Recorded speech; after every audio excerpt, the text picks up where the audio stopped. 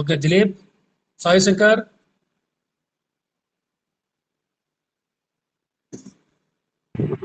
Okay sir Shankar, start చేస్తాం class. Okay Sai sir Shankar, good afternoon. Dilip, good afternoon.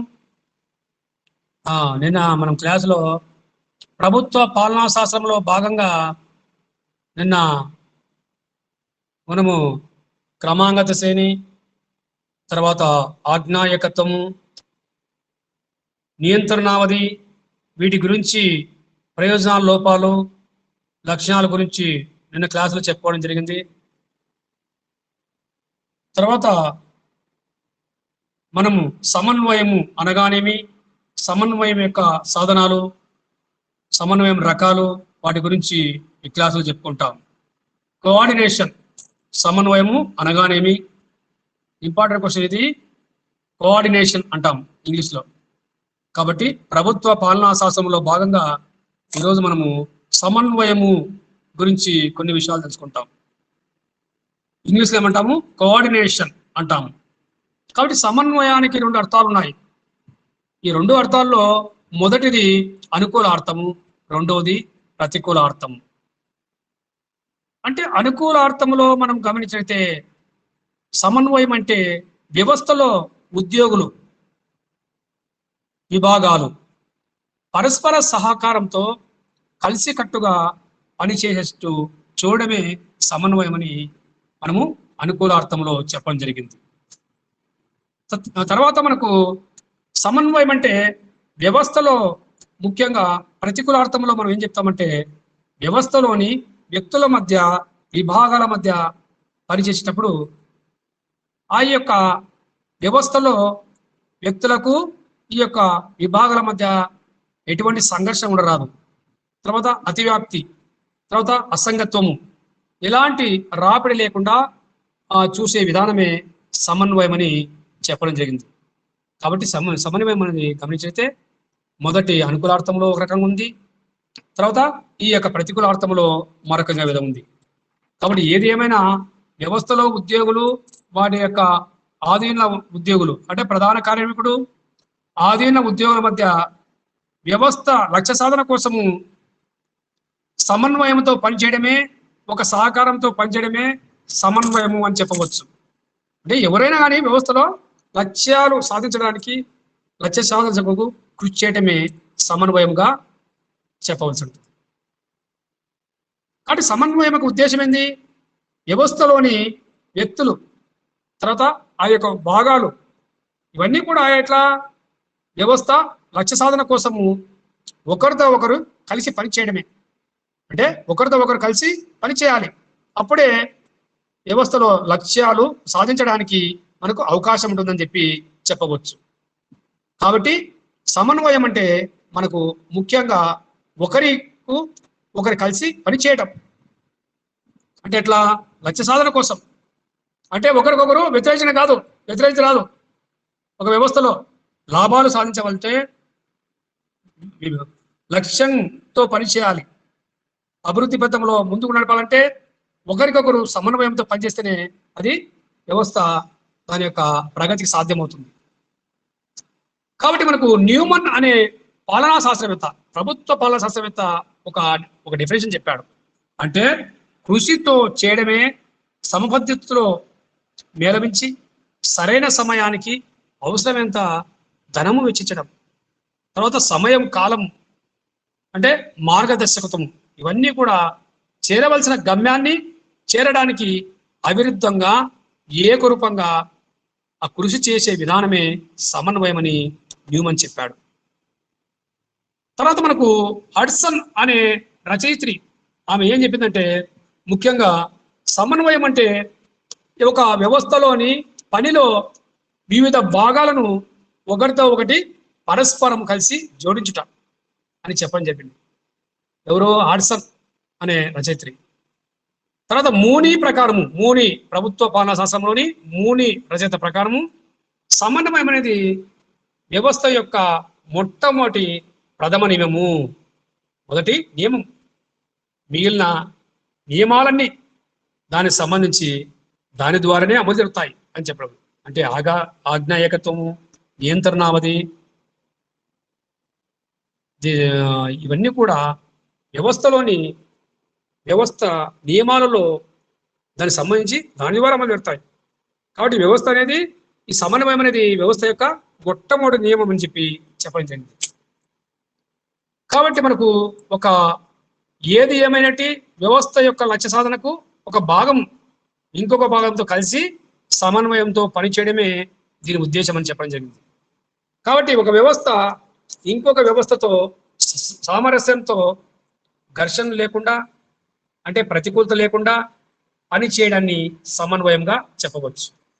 కాబట్టి మనకు ఈ యొక్క డెఫినేషన్ గురించి మనం ఇక్కడ చెప్పుకున్నట్టయితే, మొట్టమొదటిగా వ్యవస్థ లక్ష్య సాధనకు ఒక భాగము ఇంకొక భాగంతో కలిసి, ఒక వ్యక్తి ఇంకొక వ్యక్తితో కలిసి, ఒక వ్యవస్థ ఇంకొక వ్యవస్థతో ఎటువంటి ఘర్షణ లేకుండా, అంటే సామరస్యంతో సమన్వయం, ఎటువంటి ప్రతికూలతలు లేకుండా అనుకూలంగా వారికి తగినట్టుగా వ్యవస్థ లక్ష్య సాధన కోసము పని చేయడాన్ని సమన్వయంగా చెప్పవచ్చు. ఈ విధంగా మనకు సమన్వయం గురించి అర్థము, దాని యొక్క డెఫినేషన్స్ అన్ని కూడా మనము కొన్ని చెప్పడం జరిగింది. ఆ తర్వాత ఈ యొక్క సమన్వయము, తర్వాత ఈ యొక్క సహకారానికి మధ్య భేదం తెలుసుకోవాలి. కోఆపరేషన్ అండ్ సూచనలు, సలహాలు, అడ్వైజెస్. కాబట్టి సమన్వయం వేరే, ఇక్కడ సహకారం వేరే అని చెప్పవచ్చు. రెండు ఒకటి కావు.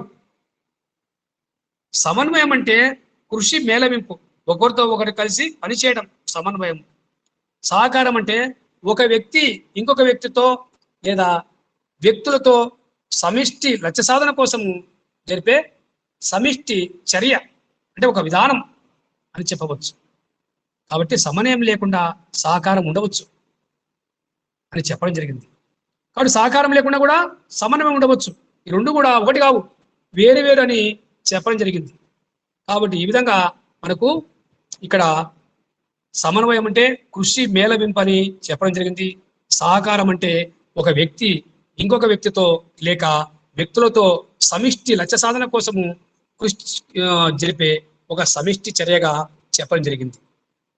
ఈ విధంగా సమన్వయం లేకుండా ఈ యొక్క సహకారం ఉండొచ్చు, సహకారం లేకుండా సమన్వయము ఉండవచ్చు.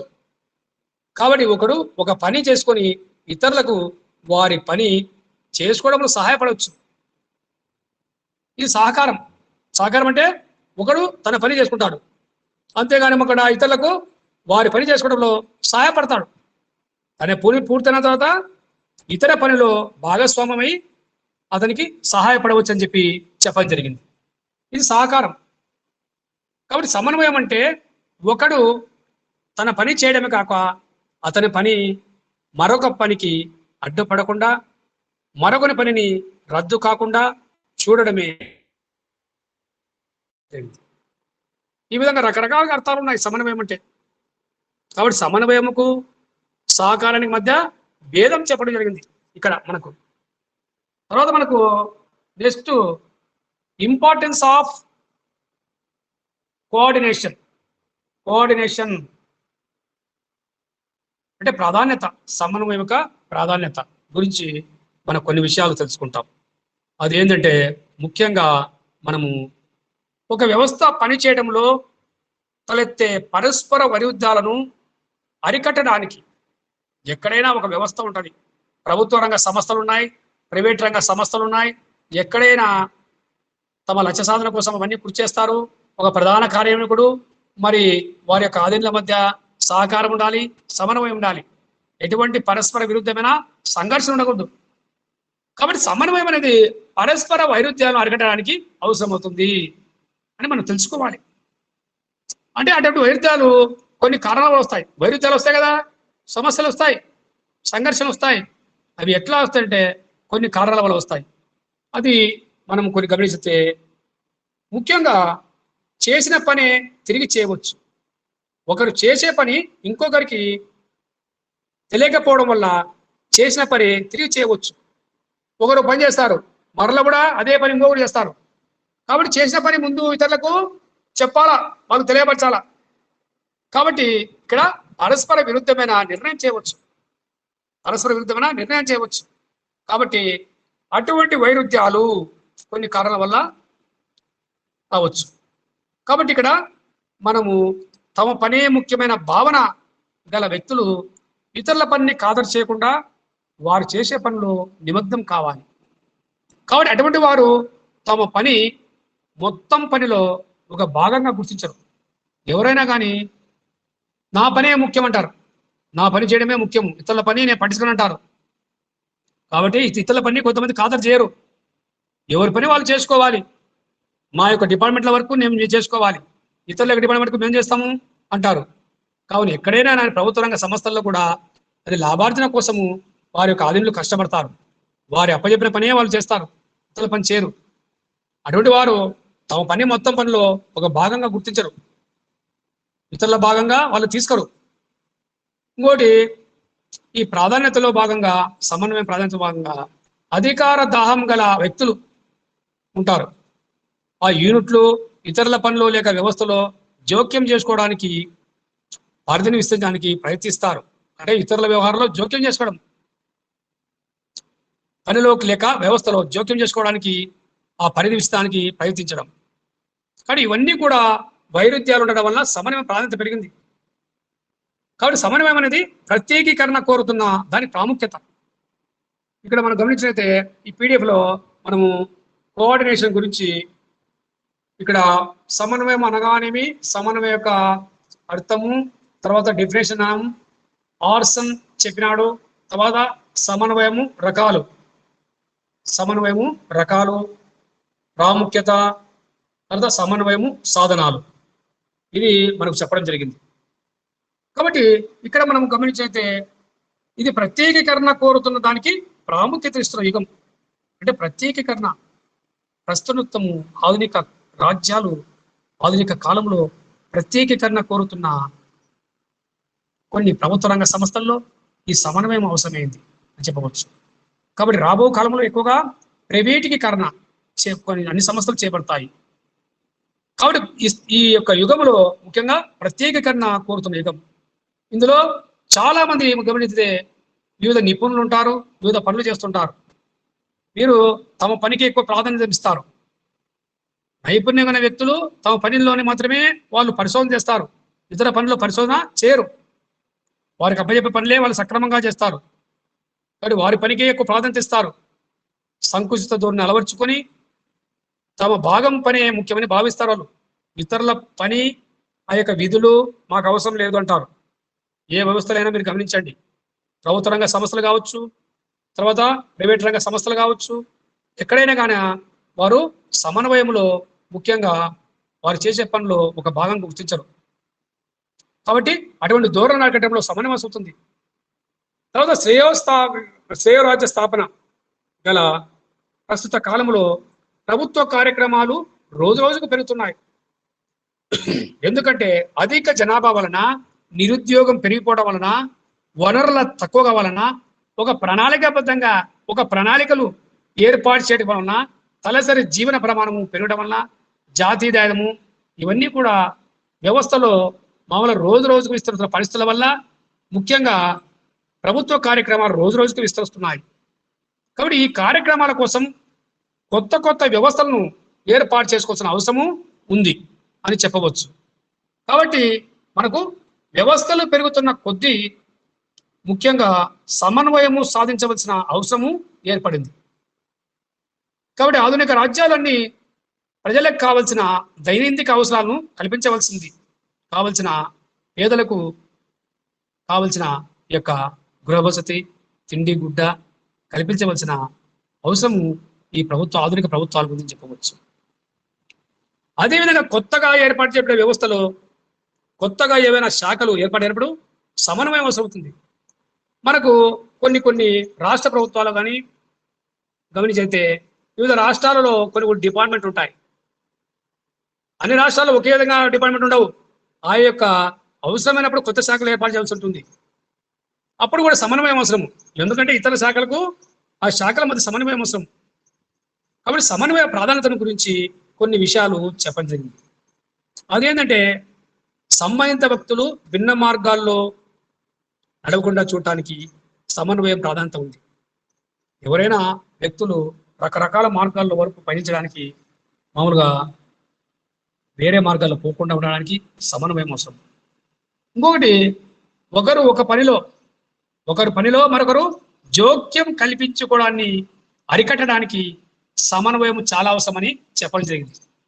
కాబట్టి ఒకరి పనిలో మరొకరు జోక్యం కల్పించుకోవడాన్ని అరికట్టడానికి, అడ్డుకోవడానికి చాలా అవసరం. అదేవిధంగా కొన్ని వ్యవస్థల్లో కలిసికట్టుగా పని చేయడానికి కూడా సమన్వయం అవసరము అని చెప్పడం జరిగింది.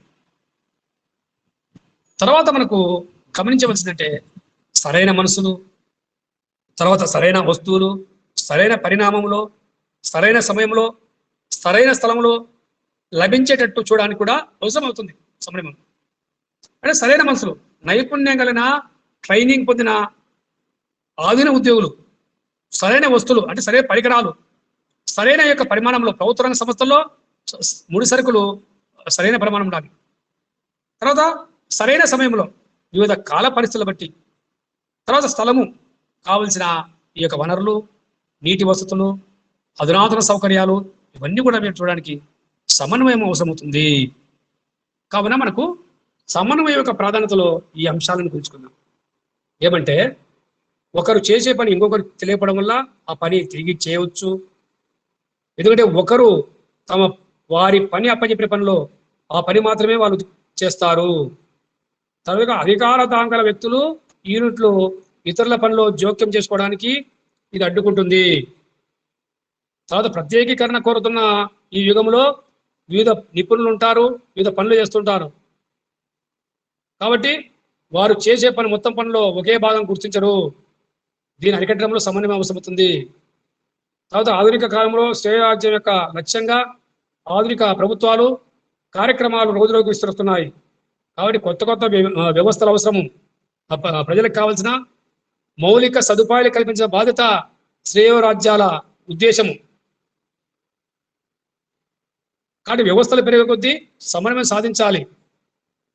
కాబట్టి సమన్వయం యొక్క ప్రాధాన్యత అనేది బాపట్ అనే యొక్క రచయిత ఏం చెప్పారంటే, సంబంధిత వ్యక్తులు భిన్న మార్గాల్లో ఉండడానికి ఇది అవసరము. తర్వాత ఒకరి పనిలో ఒకరు జోక్యం చేసుకుండా ఉండడానికి అవసరమని చెప్పాడు. తర్వాత కలిసికట్టుగా పనిచేయడానికి కూడా ఈ యొక్క సమన్వయం అవసరమని చెప్పడం జరిగింది.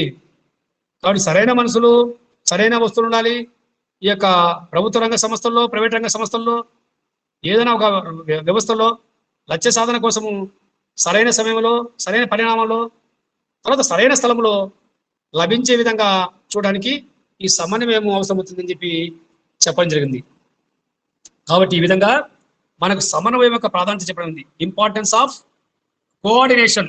అంటే కోఆర్డినేషన్ అంటే సమన్వయము. కాబట్టి మనము సమన్వయం యొక్క ప్రాధాన్యత తెలుసుకున్నాం. సమన్వయం యొక్క ప్రాధాన్యత, కోఆర్డినేషన్, ఇంపార్టెన్స్. కాబట్టి సమన్వయం యొక్క ప్రాధాన్యత కొన్ని విషయాలు తెలుసుకోవడం జరిగింది. తర్వాత ఇప్పుడు సమన్వయం యొక్క రకాలు తెలుసుకుంటాం. తర్వాత సమన్వయం యొక్క రకాలు అంతర్గత, తర్వాత బహిర్గత అనేది 2 రకాలుగా చెప్పడం జరిగింది. వీటి గురించి కొన్ని విషయాలు బ్రీఫ్గా మనం తెలుసుకుంటాం. సమన్వయం యొక్క రకాలు, టైప్స్ ఆఫ్ కోఆర్డినేషన్. మొదటిది అంతర్గత సమన్వయము, అంటే పనికి సంబంధించింది. తర్వాత ఈ రెండోది బహిర్గత సమన్వయము, లేక వ్యవస్థ పరమైంది.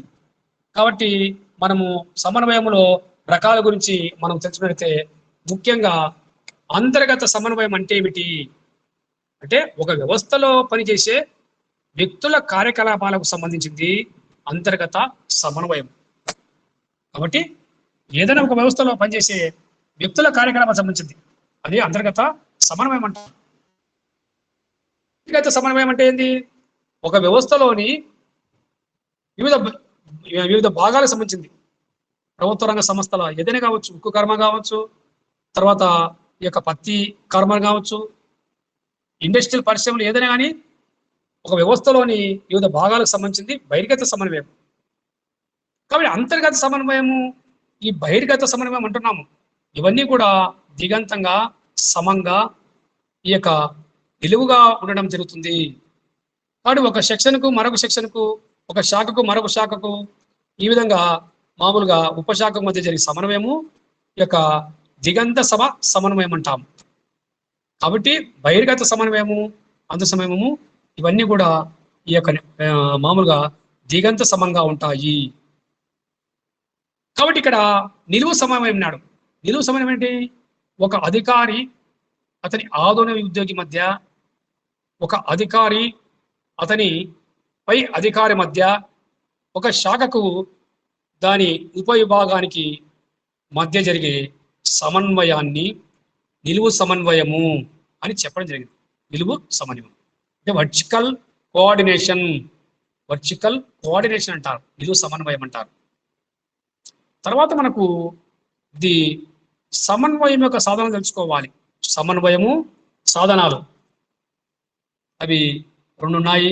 ఒకటి తానంతట తానే సాధించే పద్ధతి, ఆటోమేటిక్. తర్వాత రెండోది ఆలోచనాపూర్వక పద్ధతి. సమన్వయం యొక్క సాధనాల్లో ఏమున్నాయి? రెండు ఉన్నాయి. ఒకటి తానంతట తానే ఆటోమేటిక్ సాధించే పద్ధతి. మొట్టమొదటిది తానంతట తానే సాధించే పద్ధతి అంటే వ్యవస్థలోని ఒక ఉన్నతాధికారికి వ్యవస్థలో జరుగుతున్న కార్యకలాపాలన్నింటినీ తెలుసుకోవడము. అంటే ఒకదానితో ఇంకొకటి అర్థవంతమైన విధంగా జోడించే బాధ్యత అప్పగించినట్లయితే సమన్వయము దానంతటా అదే సాధ్యమవుతుంది. కాబట్టి ఇటువంటి సమన్వయము చిన్న చిన్న వ్యవస్థలను చూస్తాం, ముఖ్యంగా పెద్ద వ్యవస్థల్లో చూడలేం కదా. అందుకని ఇక్కడ మొట్టమొదటిది ఆటోమేటిక్ సిస్టమ్ అంటాం. కాబట్టి మనము ఇటువంటి సమన్వయం చిన్న చిన్న వ్యవస్థల్లో చూస్తాము. అటువంటి వ్యవస్థల్లో వ్యవస్థ యొక్క అధిపతికి అంటే ప్రధాన కార్యనిర్వాహకునికి ప్రతి వ్యక్తి ప్రతి వస్తువు కూడా గుర్తుంటుంది. ఎందుకంటే చిన్న వ్యవస్థ కదా. అందుకని అన్ని విషయాలు ఈ సమన్వయంలో తానే సాధించే పద్ధతి. కాబట్టి ఇక్కడ ముఖ్యంగా వ్యవస్థ యొక్క అధిపతికి ప్రతి వ్యక్తి కూడా ప్రతి వస్తువు కూడా గుర్తుంటుంది. కాబట్టి ఇటువంటి వ్యవస్థలో ఈ రకమైన సమన్వయం కూడా సాధ్యమవుతుంది.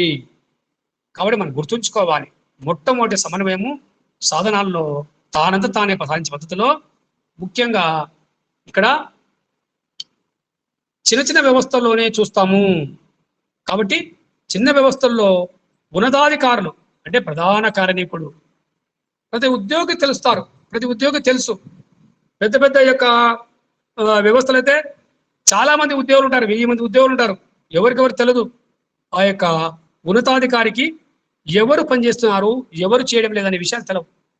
కాబట్టి చిన్న సంస్థలు అయితే చాలా ఈజీగా వాళ్ళ యొక్క పని విధానమును ప్రధాన కార్యనిర్వాహకుడు చూస్తాడు, తర్వాత విజిటింగ్ చేస్తాడు, పర్యవేక్షణ చేస్తాడు అని చెప్పవచ్చు.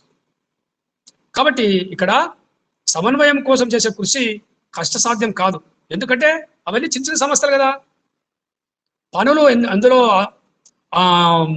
ఏ సమస్యల గురించి తెలుసుకుంటాడు, వ్యవస్థలో జరిగే ఎదురయ్యే సమస్యల గురించి అతడు ప్రధాన కార్యనిర్వాహకుడు తెలుసుకుంటాడు. కాబట్టి వాటి కోసము సమావేశాలు మీటింగులు అవన్నీ చెప్తాడు. అవసరమైతే ఆజ్ఞలు జారీ చేస్తాడు, ఆదేశాలు జారీ చేస్తాడు, అవసరమైతే తర్వాత ప్రసంగిస్తాడు. కాబట్టి సమన్వయం కోసం చేసే కృషి కష్టసాధ్యం కాదని చెప్పడం జరిగింది. కాబట్టి తానంతట తానే సమన్వయం సాధించడము పెద్ద వ్యవస్థలో సాధ్యపడదు. It is not impossible big system. ఎందుకంటే పెద్ద వ్యవస్థల్లో ఒకరు మరొకరిని ఒకరి కార్యకలాపాలని మరొకరు తెలుసుకోవడం సాధ్యపడదు. ఎవరి విధి వాళ్ళకి తెలుసు.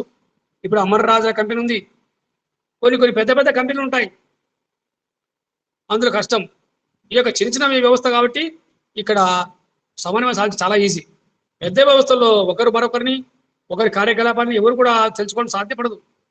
అటువంటి సందర్భాల్లో సమన్వయం సాధించే పద్ధతిని ఆలోచించి రూపొంచుకోవాలి. కాబట్టి ఏ యొక్క ఇండస్ట్రీ అయినా, ప్రభుత్వ రంగ సంస్థ అయినా, ప్రైవేట్ రంగ సంస్థలైనా, వాడి యొక్క బాధ్యతలు ఏమిటి, ఏ పని చేస్తున్నాము, అవన్నీ ఒక టైం టేబుల్ రూపంలో ఉంటాయి. వర్క్ ఎంతవరకు జరుగుతుంది, టైమింగ్ ప్రకారము ఆ కాలం ఉంటుంది, ఆ సమయం ఉంటుంది, వారి యొక్క పని గంటలు ఉంటాయి. ఈ విధంగా ఉంటుంది. తర్వాత సెకండ్ ఆలోచనాపూర్వక సమన్వయం అన్నాడు. ఆలోచనాపూర్వక అంటే డెలిహేటివ్. ఈ యొక్క సమన్వయం 2 పద్ధతుల్లో ఉంది. ఒకటి దండనాధికారము, రెండోది స్వచ్ఛంద పద్ధతి. ఒకటి అది దండనాధికారం అంటే ఈ యొక్క ఈ అధికారం ద్వారా, దండనాధికారం ద్వారా ఉద్యోగులకు ప్రధాన కార్యనిర్వాహకుడు ఆజ్ఞలిస్తాడు. ఆజ్ఞలిచ్చి పనులు చేయించి సమన్వయం సాధించవచ్చు. కాబట్టి అటువంటి ఆజ్ఞలను వారు ఆధునిక ఉద్యోగులు వ్యతిరేకిస్తే వాళ్ళు ఏం చేస్తారు, వ్యక్తుల మీద క్రమశిక్షణా చర్యలు తీసుకుంటాడు. కావున ఈ విధంగా మనకు వ్యవస్థలో అటువంటి ఉదాహరణకు అరుదులుంటాయి. కాబట్టి వాటిని వాడడం తక్కువ, ఈ విధంగా మనకు చెప్పవచ్చు. కాబట్టి దండనాధికారం ద్వారా ఉద్యోగులకు ఆజ్ఞలిచ్చి పనులు చేయించి సమన్వయం సాధించవచ్చు అనేది మొదటిది. ఒకవేళ అటువంటి ఆజ్ఞలను వ్యతిరేకిస్తే అతనిపై అతని యొక్క ఈ యొక్క విభాగం మీద ప్రధాన కార్యనిర్వాహకుడు చీఫ్ ఎగ్జిక్యూటివ్ ఆఫీసర్ ఈ యొక్క ఆధీన ఉద్యోగిపై క్రమశిక్షణ చర్య తీసుకుంటాడు. నెక్స్ట్ స్వచ్ఛంద సమన్వయం అన్నాడు. అంటే స్వచ్ఛంద సమన్వయము సాధించడానికి కొన్ని పద్ధతులు ఉన్నాయి. అవేమంటే వ్యవస్థ ఏర్పాటులోనే సమన్వయ సాధనకు వీలు కల్పించడం. స్వచ్ఛంద సమన్వయం అంటే ఎవరు ఏ అధికారాలను చెలాయించాలి, వారి బాధ్యతలు ఏమిటి, తర్వాత వారి మధ్య ఎటువంటి సంబంధాలు ఉండాలి, ఎలా ఉండాలి, బాగా ఆలోచించి ఒక పద్ధతి ప్రకారము దాటిని నడిపిస్తే ఎటువంటి సంఘర్షణకు తావుండదు. ఇది స్వచ్ఛంద సమన్వయం అని చెప్పవచ్చు. స్వచ్ఛంద సమన్వయం అని చెప్పవచ్చు. తర్వాత మనకు ఉద్యోగులందరిలో సమస్తాధ్యేయము కలిగిస్తే, అంటే ఉద్యోగులందరిలో అంటే ఆధీన ఉద్యోగులందరిలో సంస్థ యొక్క మనము ప్రగతి కలిగిస్తే సమన్వయము దానితో తానే సాధ్యమవుతుంది. కాబట్టి ఒక ప్లాన్ ఉంటుంది, రాబో కాలంలో ఎటువంటి మనము దాన్ని అభివృద్ధి చేయాలి, ఒక లక్ష్యం కోసం పనిచేయాలి అనేది ఏ విధంగా చేస్తే మనము ఆ యొక్క ఉద్దేశము, ఆ యొక్క ధ్యేయము మనకు రావడం జరుగుతుంది. కాబట్టి ఉద్యోగంలో సమస్త ధ్యేయము కలిగించాలి, సమస్త ఉద్దేశం చెప్పాలి. అప్పుడు సమన్వయం అనేది దానితో సాధ్యమవుతుంది. అదేవిధంగా ప్రధాన కార్యనిర్వాహకుడు ఉద్యోగుల మధ్య అప్పుడప్పుడు సమావేశాలు ఏర్పరచాలి. సమావేశాలు ఏర్పాటు చేస్తే సమన్వయము సాధించవచ్చు. కాబట్టి అటువంటి సమావేశాలు ఏర్పాటు చేసినప్పుడు ప్రధాన కార్యనిర్వాహకుడు ఆధీన ఉద్యోగుల మధ్య సమస్యలు కూడా చర్చించి వాటికి పరిష్కార మార్గాలు కూడా చూపించవచ్చు. కాబట్టి ప్రతి వారము అంటే 2 వారాలు, ప్రతి నెలకు ఈ యొక్క ప్రధాన కార్యనిర్వాహకుడు ఈ యొక్క వ్యవస్థ లక్ష్య సాధన కోసం సమావేశాలు ఏర్పరచాలి. కాబట్టి వ్యవస్థలో ఉన్న లోపాలను తెలుసుకోవాలి, లక్ష్యం ఎలా సాధించాలి, తర్వాత ఆధీన ఉద్యోగుల మధ్య సంఘర్షణలు లేకుండా చూడాలి. ఏమైనా సంఘర్షణ ఉంటే వాటి పరిష్కారం చేయాలి. అప్పుడు సమన్వయము సాధించడం జరుగుతుంది. కాబట్టి వీటన్ని సాధించడానికి సమన్వయ సంఘాలు ఏర్పరచుకోవాలి. ఒక సీనియర్ ఉద్యోగుల మధ్య కమిటీ ఏర్పరచాలి. సమస్యపై, లోపాలపై చర్చించడానికి ఒక కమిటీని, ఒక సమన్వయ అధికారులను నియమించాలి. ఎవరు? ప్రధాన కార్యనిర్వాహకుడు. మనము గమనించినైతే రాష్ట్ర ముఖ్యమంత్రులు కానీ, తర్వాత ఈ యొక్క గవర్నర్ల మాది, తర్వాత వివిధ ఐఏఎస్ ఆఫీసర్లు, తర్వాత వీళ్ళంతా ఉన్నారు. విద్యాశాఖ మంత్రులు, వ్యవసాయ శాఖ మంత్రుల సమావేశాలు ఇవన్నీ జరుగుతుంటాయి. ఇవన్నీ కూడా ఆ యొక్క డిపార్ట్మెంట్లో ఏ విధంగా లక్ష్య సాధన చేయొచ్చు, డిపార్ట్మెంట్లో ఈ యొక్క ప్రగతి ఏ విధంగా ఉంది. సమావేశాల ఉద్దేశం ఏంటి? ప్రభుత్వ కార్యకలాపాలు సమన్వయపరచడమే. రాష్ట్ర గవర్నర్ ఉన్నాడు, జిల్లా కలెక్టర్ ఉన్నాడు, వీళ్ళంతా ప్రభుత్వ యొక్క డిపార్ట్మెంట్లు అన్నిటి కూడా పిలిచి సమావేశాలు ఏర్పాటు చేస్తారు. కాబట్టి వీటి ఉద్దేశం ఏమి? ప్రభుత్వ కార్యకలాపాలను సమన్వయపరచడము తెలుసుకోవాలి. తర్వాత పరస్పర సంప్రదింపుల ద్వారా వ్యక్తులకు విషయాలని వాళ్ళు తెలియజేస్తే సంబంధిత వ్యక్తుల నుంచి స్పష్టపరచుకోవడం ద్వారా వ్యవస్థలో ఆధీన ఉద్యోగుల మధ్య సంఘర్షణను నివారించవచ్చు. అదేవిధంగా దుబారాను ఖర్చును కూడా నివారించవచ్చు. కాబట్టి ఆర్థిక సంబంధమైన విషయాల్లో మనం చూసినట్లయితే ప్రతి విషయంలో కూడా ఫైనాన్స్ డిపార్ట్మెంట్ పంపించాలి. మనకు చాలా డిపార్ట్మెంట్లు ఉన్నాయి, ఇవన్నీ కూడా ఫైనాన్స్ పోవాల్సిందే. కొత్తగా ఏదైనా స్థాపించాలన్నా, కొత్త యొక్క ప్రత్యేకంగా ఒక ఫండ్ ఏర్పాటు చేయాలన్నా, తర్వాత ఈ యొక్క ప్రజలకు వాగ్దానాలు కల్పించిన తర్వాత వాటిని అమలు చేయాలన్నా ప్రభుత్వాలు ఏం చేయాలి? ఫైనాన్స్ డిపార్ట్మెంట్ పంపాలి. ప్రతిదీ కూడా ఆర్థిక శాఖతో సంప్రదించే ఆ యొక్క బడ్జెట్ నిధులు కేటాయించాలి అని చెప్పవచ్చు. కాబట్టి భారత ప్రభుత్వంలో చాలా రాష్ట్ర ప్రభుత్వాలు కూడా ఈరోజు ఆ యొక్క ఖజానా చూస్తే ప్రభుత్వ ఉద్యోగులకు కూడా ఇవ్వలేని పరిస్థితి ఏర్పడింది చెప్పవచ్చు. తర్వాత మనకు ప్రణాళిక రచన, సమన్వయం సాధించడానికి మరొక పద్ధతి. కానీ ప్రణాళిక అమల్లో ఎంతో మానవ శక్తి అవసరం, ఎంతో సంపద అవసరం, వస్తువులు కూడా ఉపయోగపడతాయి. అంటే రాబో కాలంలో ఏ విధంగా నైపుణ్యం కలిగిన వ్యక్తులు ఉపయోగించుకోవాలి, సంపద ఎంత ఉండాలి, వస్తువులు ఏ విధంగా ఉపయోగించాలి, ఇవన్నీ కూడా సరైన మార్గాల ద్వారా ఉపయోగం జరిగితేనే వ్యవస్థల యొక్క లక్ష్యాలు సాధించగలుగుతాం. కాబట్టి మనము గమనించాలి, వీటన్నిటిని కూడా సరైన మార్గాల ద్వారా ఉపయోగిస్తే ఖచ్చితంగా వ్యవస్థ లక్ష్యాలు సాధించడానికి వీలవుతుంది అని చెప్పవచ్చు. కావున మనకు అంతర్శాఖీయ సమావేశాలు జరుగుతాయి. అంటే డిపార్ట్మెంట్లో జరిగే సమావేశాలు, సమన్వయకర్తల మధ్య సమావేశాలు, తర్వాత స్టాఫ్ ఏజెన్సీల ద్వారా సమన్వయం సాధించబడుతుంది. ఈ విధంగా మనకు రకరకాలుగా మనకు ఇవన్నీ జరుగుతాయని చెప్పవచ్చు. కాబట్టి ఒక క్రమానుగత శ్రేణి నియమం ద్వారా సమన్వయం సాధించవచ్చు. ఒక క్రమానుగత శ్రేణి నియమం ద్వారా, ఉదాహరణకు మనం భారతదేశంలో చూస్తే ఉద్యోగుల భర్తీ, కేంద్ర ప్రభుత్వము యొక్క రాష్ట్రపతి సచివాలయము, ఈ ప్రైమ్ మినిస్టర్ సచివాలయము, ఇలా ఉద్యోగుల భర్తీ ఇవన్నీ కూడా మనం గమనించైతే శాఖల్లో సమన్వయం సాధించగలుగుతుంది. యూనియన్ పబ్లిక్ సర్వీస్ కమిషన్ వివిధ ఐఏఎస్, ఐపీఎస్, ఐఎఫ్ఎస్ ఆఫీసర్లను వాళ్ళు నియమిస్తుంది, వారి మధ్య సమన్వయం ఉంటుంది. ఈ యొక్క గణాంక విషయంలో controller and auditor general CAG తమ తమ శాఖలలో సమన్వయము సాధించడంలో నిమిత్తమై ఉన్నారు.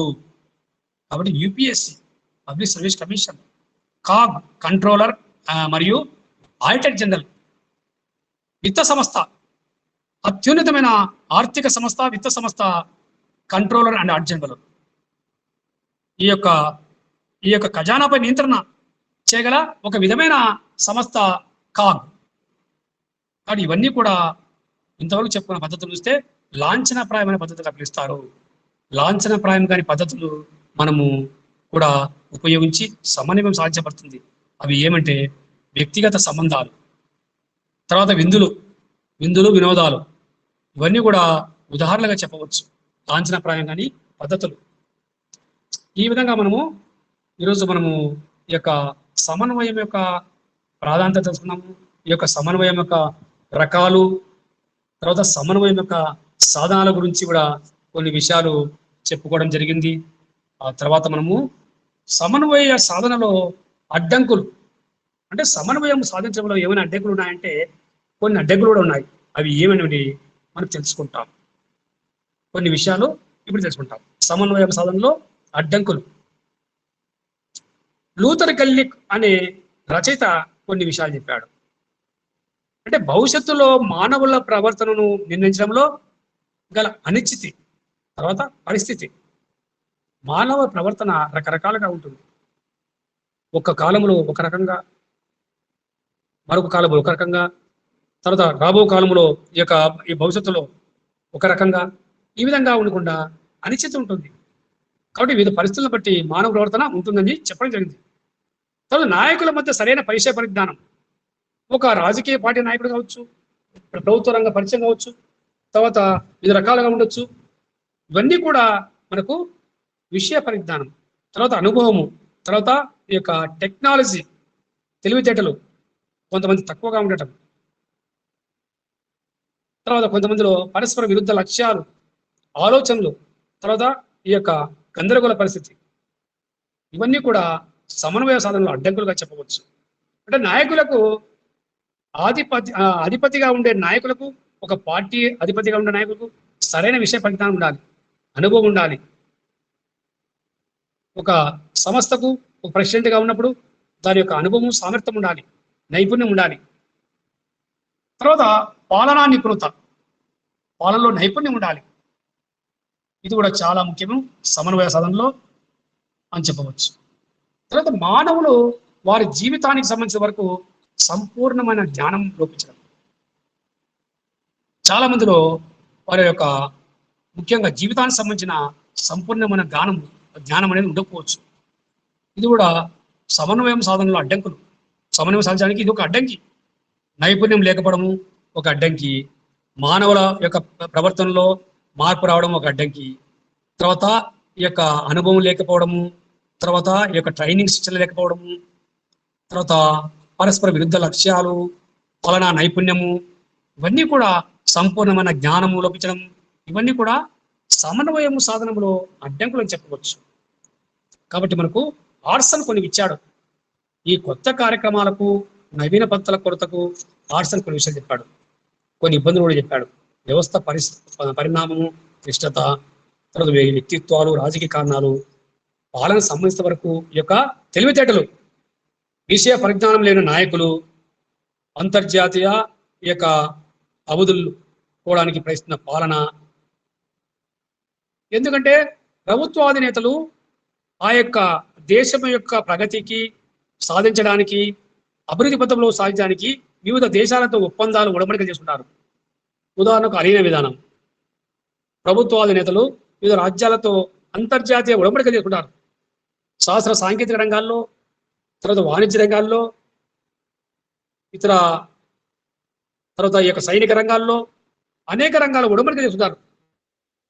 ఇవన్నీ కూడా భారత యొక్క ప్రైమ్ మినిస్టర్, దేశ ప్రధానమంత్రి అన్ని దేశాలు పట్టిస్తాడు. ప్రపంచంలోని ఇతర దేశాలతో వాణిజ్య సంబంధాలు, సైనిక సంబంధాలు, మానవ సంబంధాలు ఇట్లా ఏర్పరచుకుంటాడు. ఎందుకంటే సార్వభౌమాధికారం పొందిన రాజ్యం కాబట్టి, స్వాతంత్రం పొందిన రాజ్యం కాబట్టి, ఇతర రాజ్యాలు భారతదేశాన్ని గుర్తించడం కాబట్టి, రాష్ట్రపతి, ఈ యొక్క దేశ ప్రధానమంత్రి ప్రతి నెలలో కొన్ని దేశాలు పట్టిస్తారు. అంటే మానవ సంబంధాల కోసం ఈ యొక్క ఉడంబడికలు చేసుకోవడం జరుగుతుంది. వాణిజ్య ఒప్పందాలు ఇవన్నీ కూడా విషయ పరిజ్ఞానంతో ఉన్నాయి అని చెప్పవచ్చు. ఒకవేళ విషయ పరిజ్ఞానం లేకుంటే అవన్నీ సమన్వయ సాధన అడ్డంకులు అని చెప్పవచ్చు. కాబట్టి ఈ విధంగా మనకు సమన్వయ సాధనంలో కూడా అడ్డంకులుగా ఇవన్నీ చెప్పవచ్చు. కావున మనము ఈ యొక్క సమన్వయ సాధనలో అడ్డంకులు ఇవన్నీ చెప్పడం జరిగింది. మానవుల ప్రవర్తన అనేది ఒకటి, విషయ పరిజ్ఞానం ఒకటి, తర్వాత అనుభవం లేకపోవడము, తర్వాత పరస్పర విరుద్ధ లక్ష్యాలు, ఈ పద్ధతులు లేకపోవడము, సంపూర్ణమైన జ్ఞానం లేకపోవడము, తర్వాత వ్యక్తిత్వాలు, రాజకీయ కారణాలు. వివిధ మానవులు రకరకాల వ్యక్తిత్వాలు ఉంటాయి. రాజకీయ కారణాలు, పొలిటికల్ డెసిషన్స్, రాజకీయ కారణాలు. రాజకీయాల్లో కూడా ఒక పార్టీ అత్యున్నత స్థాయికి వెళ్ళిపోతుంది, ఒక పార్టీ పరాజయం పాలించది అనే మనం తెలుసుకోవాలి. కాబట్టి ప్రభుత్వాధినేత యొక్క తెలివితేటలు, పరిపాలన సమర్థవంతంగా చేయడం. ఆధునిక ప్రజాస్వామ్య రాజ్యాల్లో ప్రజలు సమర్థవంతమైన నాయకుల్ని ఎన్నుకుంటున్నారు, విషయ పరిజ్ఞానం ఉన్న నాయకుల్ని ప్రజలు ఎన్నుకుంటున్నారు. ఒక ఎమ్మెల్యే ఎన్నుకోవాలన్నా, ఒక ఎంపీలు ఎన్నుకోవాలన్నా ప్రజలు మంచి నైపుణ్యం గల నాయకులు అనుకుంటారు, తెలివితేటలు, మేధావుని వ్యక్తి అనుకుంటారు. ఇతడు ప్రజా సమస్యలు పరిష్కరిస్తారా లేదని ఆలోచించి ఆ యొక్క ప్రజలు ఎమ్మెల్యే అనుకుంటున్నారు, member of legislative assembly, parliament సభ్యుని అనుకుంటున్నారు ప్రజలు. ఈ విధంగా ప్రజల యొక్క ఆలోచన విధానాలు కూడా ఈరోజు ఖచ్చితంగా ఉన్నాయని చెప్పవచ్చు. కాబట్టి ఈ విధంగా ఈరోజు సమన్వయం అనగానేమి, ఈ యొక్క సమన్వయం యొక్క రకాలు, తర్వాత సమన్వయం సాధించే పద్ధతులు, ఇవన్నీ కూడా మనము ఈరోజు తెలుసుకోవడం జరిగింది. కాబట్టి మనము కోఆర్డినేషన్ ఇక్కడ గమనించైతే సమన్వయం అనగానేమి, సమన్వయము అర్థము, తర్వాత డెఫినేషన్, ఎల్డి వైట్, తర్వాత ఆడిసన్, తర్వాత మూని, సమన్వయం యొక్క అర్థం మూని, తర్వాత సమన్వయం రకాలు, అంతర్గత సమన్వయము, బహిర్గత సమన్వయము, తర్వాత ఇక్కడ ప్రాముఖ్యత, సమన్వయం యొక్క ప్రాముఖ్యత, తర్వాత సమన్వయం యొక్క సాధనాలు, తానంత తానే సాధించే పద్ధతి, తర్వాత ఈ యొక్క ఆలోచనాపూర్వక సమన్వయము. కాబట్టి ఈరోజు ఈ యొక్క అంశాల గురించి తెలుసుకోవడం జరిగింది. సమన్వయము, తర్వాత వాటి యొక్క ప్రాధాన్యత, తర్వాత సమన్వయం రకాలు, తర్వాత సమన్వయం సాధనాలు, కోఆర్డినేషన్, సమన్వయ సాధనలో అడ్డంకులు, ఇవన్నీ కూడా ఈరోజు మనము ఈ క్లాసులో చెప్పుకోవడం జరిగిందని చెప్పవచ్చు. హలో, దిలీప్ కుమార్, సాయి శంకర్, దిలీప్ కుమార్, సాయి శంకర్, అర్థమైందా నాన్న? సాయి శంకర్, దిలీప్, దిలీప్, సాయి శంకర్, దిలీప్, సార్ దిలీప్, ఏమో సమన్వయం గురించి అర్థమైందా? సమన్వయం గురించి అర్థం చేసుకున్నావా? Okay okay. కోఆర్డినేషన్ గురించి ఈరోజు చెప్పినాము. సమన్వయము, ఇది ఇంపార్టెంట్ క్వశ్చన్. ప్రభుత్వ పాలనా శాస్త్రంలో సమన్వయము వెరీ ఇంపార్టెంట్ క్వశ్చన్ ఇది ఈరోజు చెప్పింది. సాయి శంకర్, సాయి శంకర్, సాయి శంకర్, ఓకే నానా, వెరీ గుడ్ నానా. Okay Dilip, okay Sai, very good నానా. ఓకే నానా, థ్యాంక్ యూ.